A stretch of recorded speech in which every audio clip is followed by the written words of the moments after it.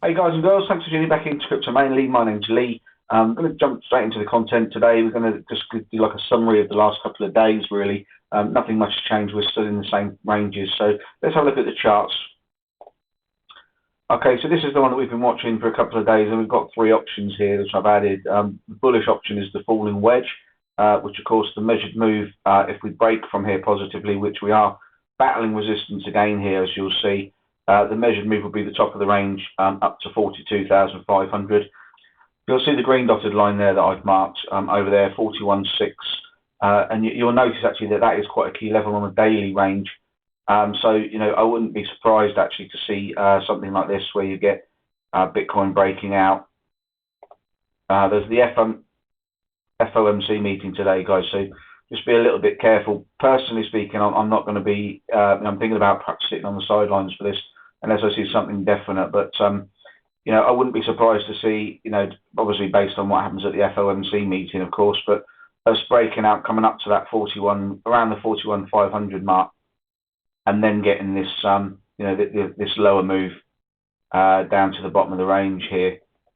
I wouldn't be surprised to see that at all. If we look at this chart which I put up, you know, we're still above these two dotted lines here. Are the weekly. This is a daily chart, as you'll see at the top there. So the daily is highlighted. So if we looked at a weekly chart, these two dotted lines are the highs and lows of a support and resistance range, and you'll see that we've come down to the bottom dotted line there, and we've bounced up nicely, and we're sort of bouncing above the resistance line currently. So you know, it does look like we are going to get this bullish breakout first before we get this move down to the downside. If we look at this chart here, this is the one that we've been looking at for a while now. You know, this you'll notice actually that I've moved this, you know, this fractal along slightly.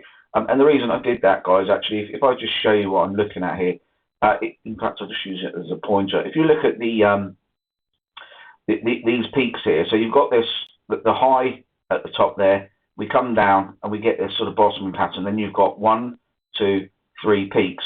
Very similarly to, you've got the high here, we come down, you've got almost a bottoming pattern here, and then we roll over and we've got 1, 2, 3 peaks again. If I take a measure from the, you know, based on this fractal, from the high here down to how long it took to get to the low, you'll notice that, can't see very well actually, let me just move that out of the way a minute. So yeah, so from the high here down to the low, so looking at around about 11 days. So if we add those 11 days onto where we are now, we're on the 4th today. So 11 days will take us up to around about the 15th. So that's where I think that, you know, I do think that we're still going to get this move here happen over here, and it would make perfect sense. Some of you guys that have watched the videos before now, you'll remember that I talked about this dotted line here. This whole area here identified in my trading group as being the last Wyckoff accumulation pattern here. And you'll remember me saying that I fell for the fact that Bitcoin lost this support on a weekly time frame. If I just click on the weekly there, you know, you'll see that that's a significant support line from a weekly time frame. And you'll notice that once we'd lost that on a weekly time frame, sorry, let me show you that a little bit more clearly. So you'll see this levels here, we were bouncing along, finding support nicely. Once we'd closed below it on the first candle, and we lost that support, the second week had some continuation, and the third week, actually you got a, you know, the wick actually created even lower lows. So you had lows, and even lower lows on a wick basis. But once we'd lost this support, that's when I thought actually I was wrong about the Wyckoff on the last period. And the reason that I'm mentioning it, guys, again, is because it just goes to show that we, you know, at the moment we've not lost weekly support. You'll see these two dotted lines here are the weekly support. Let me just check that those lines. I've got a couple of charts going at the moment. Let me just make sure that that's right. So in actual fact, we'll pop another dotted line there. You can see you've got this range here of the highs. Just look at that dot. So you've got this range here of highs and lows. And you'll notice that we've actually now, we're still sitting above that weekly key range here. So this higher level is actually, that's at 38,425. So say 38,450 for round numbers.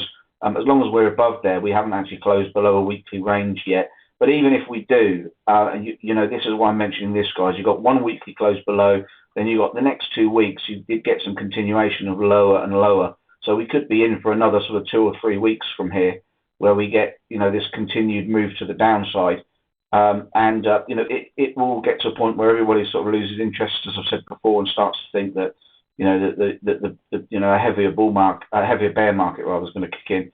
I don't think that's the case, guys. I really don't. There's so many indicators that are suggesting that's not going to happen.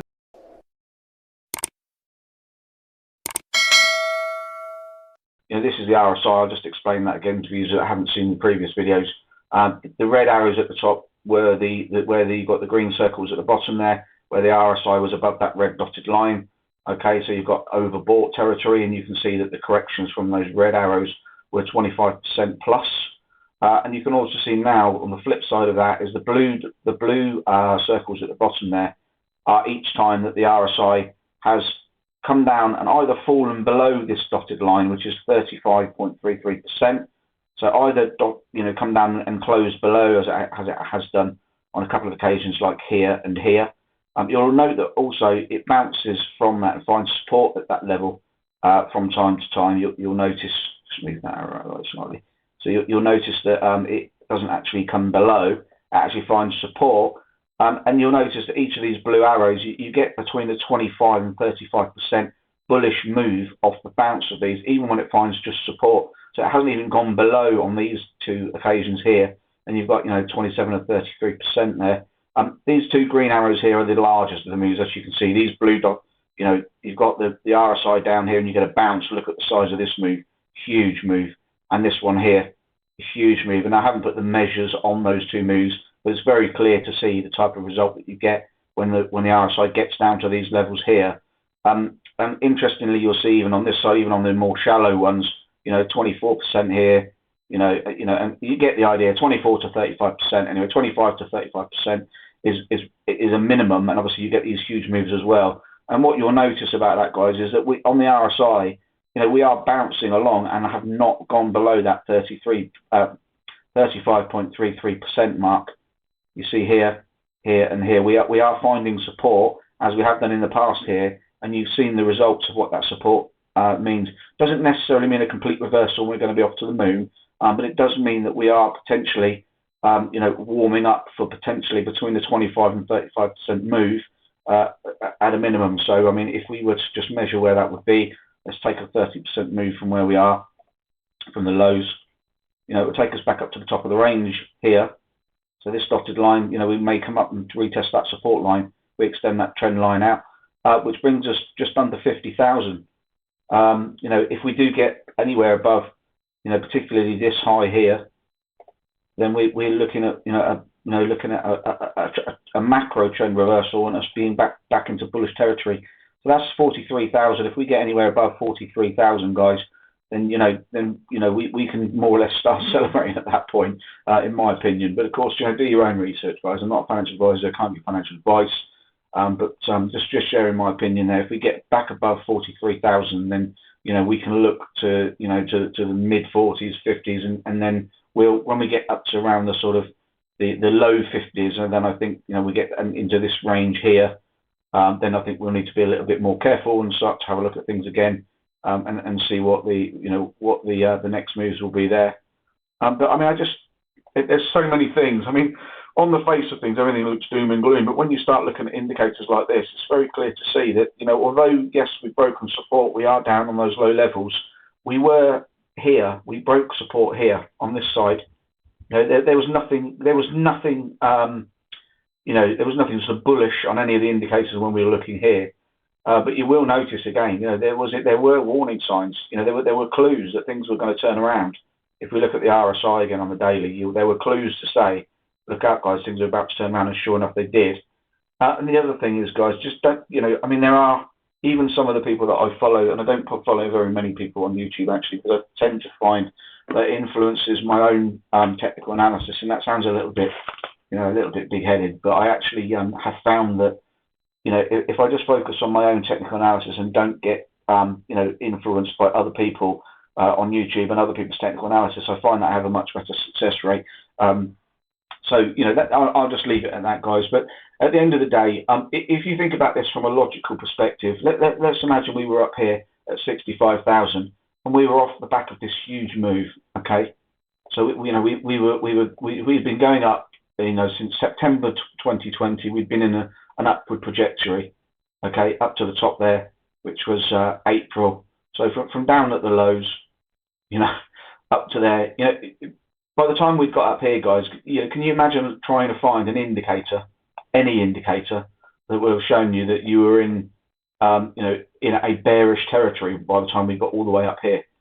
There wouldn't have been them. There's not indicators around that would have told you that that's bearish territory up there, other than the fact that there were clues here. Look, if you look at the RSI, there were clues. As the peaks were getting higher and higher and higher and higher, the RSI on the daily, you'll notice here, if I just show you this, and some of you guys, I'll be teaching to suck eggs here, but bear in mind, some people may be new here. You've got the peaks, which are generally getting higher and higher, and on the same perspective on the RSI here, these peaks are getting lower and lower. So the warning signs were definitely there. That's bearish divergence. And so as we were getting higher and higher, the bearish divergence was building and building and building, and then we had this collapse in price. So signs there, guys. But I mean, what I'm talking about really, I suppose, is the sentiment. You can imagine the sentiment on Twitter and social media and everything else, all suggesting that 100,000 Bitcoin is coming, $100,000 per Bitcoin is coming. All those things I remember very well. We got this huge collapse. We had dreadful bearish sentiment down the bottom here. Everybody was doom and gloom, and yet we created a higher high within 4 months. We created a new high. And guys, just bear in mind, I'm not suggesting that this will definitely happen. Please, make sure you take this as a balanced view. But there's nothing to say that we don't come up and create a new high off the peak. So if we join these, the peaks up, if we get to the top of this range, let's say we get up, momentum starts to come back into the market, money starts to pour back in, we get some good news from the FOMC meeting today. And there's sort of good news from the Fed and everything else, and the world geopolitical situation starts to calm down and starts to get better, and things start to take off. We could end up 70,000 plus per coin again, and then perhaps roll over and then come back down towards the end of the year in readiness for the next run up to the next cycle. Or even better than that would be if we actually come up to new highs, we break through, we come down and retest, and then we're off to the races, and we do end up hitting that 100,000 mark this year. I mean, looking at this chart, is it possible? Let's have a look. From the low to the high there was 112 days. So let's say that we go 112 days from the low here. Well, in fact, the low was back here. So let's try this just for interest's sake. Let's put 115 days will take us into the middle of May. Clearly, that's not going to happen. So let's suggest we did go from this low here in actual fact. So if we do create a new low down here, let's say that we've got another couple of weeks and we get to around the 17th of May. Let's measure it from there. 17th of May. Just playing with numbers here, guys. Just bear with me. For 111 days. 111 days. And yeah, that takes us back towards the back end of the year, September time. Interestingly, let's say that we get this capitulation event. We get this spring scenario, which I'm talking about, which I'll remind you about in a minute. But we come down, for the next couple of weeks. We come down here. We've created a similar scenario to this area here. Then we turn around and we come up and perhaps test the top of that, trend line. We create another new high. So you've got, 65, 69, maybe a $74,000 high here. And then we roll over, come back down towards the end of the year, and then start the run up to the next, to the next halving, which is May 2024. Anything's possible, guys. And I think it's a good thing to remember that. you know, literally anything's possible. When you think about, as I've said before, the size of the world's economy compared to the cryptocurrency, just for example, the real estate market is in the hundreds of trillions. Now, you imagine if, like, let's say, for example, that we decide, you know, that the Fed decides to tokenize, you know, the real estate, you know, globally on an Ethereum blockchain, then, you know, things are, these charts of things are just going to look silly. We'll look back at them in the future, and you know, you can imagine what it's going to look like. It will look ridiculous. You know, let me just show you. I mean, if we looked at, you know, on a daily time frame here, I mean, even if we put it on a 3-day, just to make it a little bit of a smaller chart, but, you know, we could be looking back at these peaks up here, and it'd be looking something, you know, along the lines of these small peaks that we've got down the bottom here. You know, these peaks here, we could be looking back in time and they look like this, because the Bitcoin price is you know, which I do think is going to happen, is somewhere in the hundreds of thousands, which is going to happen in the future.